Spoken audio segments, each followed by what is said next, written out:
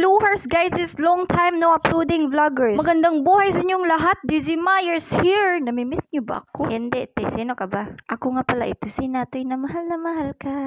Ngayong araw nga pala guys, tutuklasin natin kung paano nga ba ang tamang pagsasaing. Tinagal-tagal ko dito sa mundo guys, ngayon ko pa lang siya naisipan na mag-search. Speaking of searching of researchers, Sinearch ko na nga guys, paano ba talaga mag-cook ng rice without rice? at wala kang nalabas guys, kaya sinearch ko na lang kung how to cook rice when you're in love.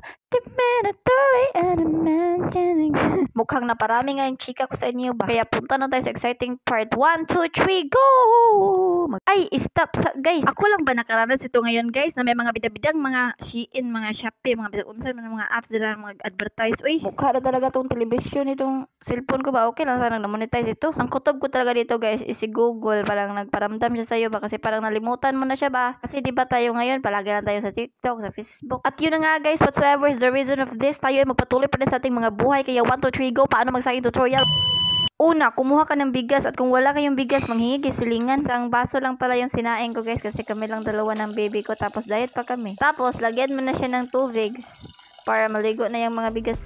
At saka liguan mo na siya, sabunan mo siya ng kamay mo na malinis pa sa cleaners. $1 million later, the final finalization of tubig.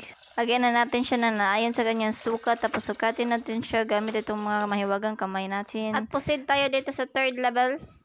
Dito na tayo sa ating pangmalakasan na gasoliners. I-honors.